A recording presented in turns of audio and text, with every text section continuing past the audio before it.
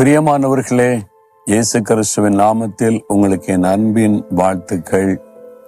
ஆண்டவர் இயேசு கிறிஸ்து ஒவ்வொரு காரியத்திலும் நம்மீது கவனம் செலுத்தி நமக்கு உதவி செய்கிறவர். சில சமயம் நம்முடைய வாழ்க்கையில முள்ளுக்கு மத்தியில இருக்கிறாங்க. இந்த பக்கம் அசைய முடியல, அந்த பக்கம் அசைய முடியல.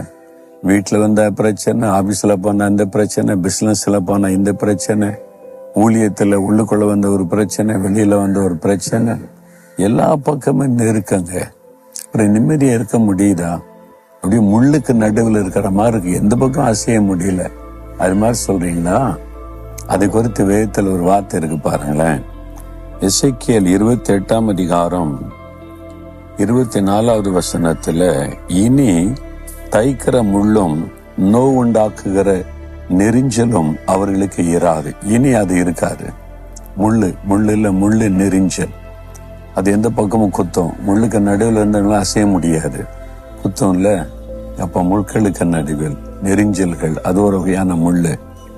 இந்த முள்ளு எதை குறிக்க தெரியுமா? சாபத்தை குறிக்கும்.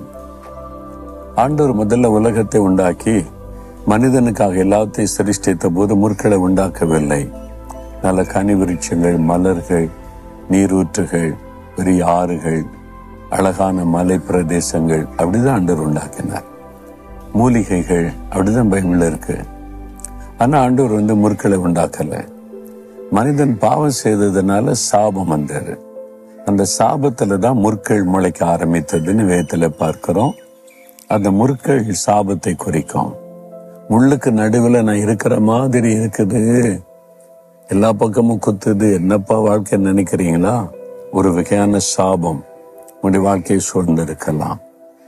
இந்த சாபத்துல நமக்கு விடுதலை கொடுக்க இயேசு சிலுவையில சாபமானார், அவருடைய ரத்தத்தை சிந்தினார். அதுக்கு நீங்க முக்கியமான ஒரு காரியம் செய்யணும்.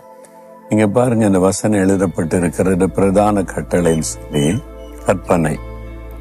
பழைய ஏற்பாட்டு காலத்துல 10 கற்பனைகளை ஆண்டவர் மோசே மூலமா இஸ்ரவேல் மக்களுக்கு எழுதி கொடுத்தார். அது இஸ்ரவேல் மக்களுக்கு கொடுக்கப்பட்ட பிரத்யேகமான 10 கட்டளைகள். ஆனா இயேசு வந்த பிறகு இயேசு கிறிஸ்து உலகத்துக்கு எல்லா மக்களுக்கும் கொடுத்த இந்த 10 கற்பனையை சுருக்கி 2 கற்பனையாய் கொடுத்தார். ஒன்று, உன்னை உண்டாக்கின தேவனாகிய கர்த்தரிடத்தில் முழு இருதயத்தோடும் முழு பலத்தோடும் முழு ஆத்மாவோடு நீ அன்பு கூறணும். அவருக்கு தான் முதலிடம் கொடுக்கணும், அவரை நேசிக்கணும். 2வது, உன்னிடத்தில் அன்பு கூறுவதை போல பிறனிடத்தில் அன்பு கூறணும்.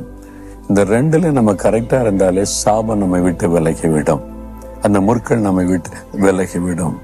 கர்த்தருக்கு முதலிடம் கொடுக்கறீங்களா? யோசித்து பாருங்க. நம்ம தேவைக்கு மட்டும் அவரை கூப்பிடுறோம், அவரை பயன்படுத்திக் கொள்ளுகிறோம், நம்ம வாழ்க்கைக்குள்ள அவருக்கு இடமில்லாதபடி பண்ணிடுறோம்.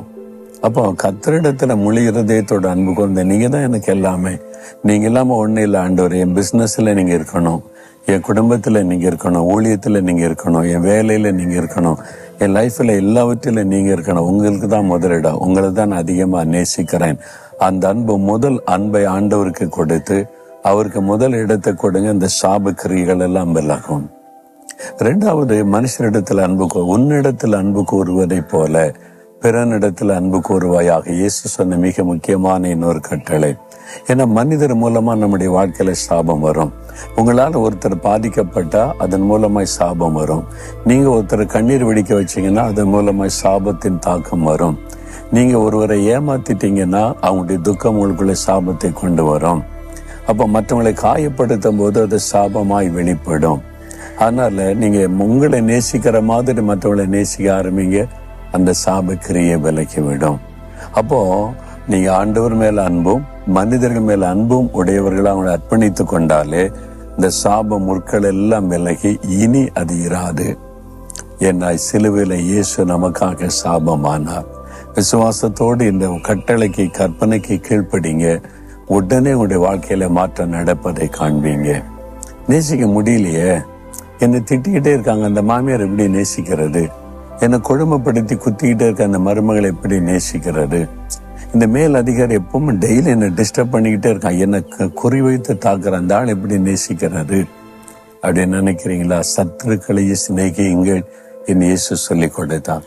இந்த அன்பை அவர் தான் நமக்கு தரணும். இந்த அன்பை நான் பெற்றுக்கொள்ள பல நாட்கள் உபவாசம் பண்ணி அழுது ஜெபிச்சிருக்கிறேன். இந்த அன்பை எனக்கு தாங்க.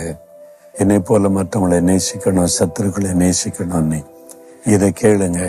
இந்த ஆசீர்வாதத்தை பெற்றுக்கொண்டீங்கன்னா சாபம் உங்களை தொட முடியாது, முற்கள் உங்களை நெருக்க முடியாது, உடனே மாற்றம் வரும். அப்படியே இருதயத்துல கை வைங்க. ஆண்டவரே, இந்த சாபம் முற்கள் என் வாழ்க்கையை விட்டு விலகணும். அதற்கு முழு இருதயத்தோடு நான் நேசிக்கிறேன். நான் மற்றவர்களை என்னை போல நேசிக்க ஒப்பு கொடுக்கிறேன். அந்த அன்பை எனக்கு தாங்க. சிலுவையில சிந்தின ரத்தத்தினாலே சாபத்தை மாற்றின ஆண்டவர், என் வாழ்க்கையில் இருக்கிற இந்த சாப முற்கள் எல்லாம் விலகி போகட்டும். இயேசுவின் நாமத்தில் ஆமேன், ஆமேன்.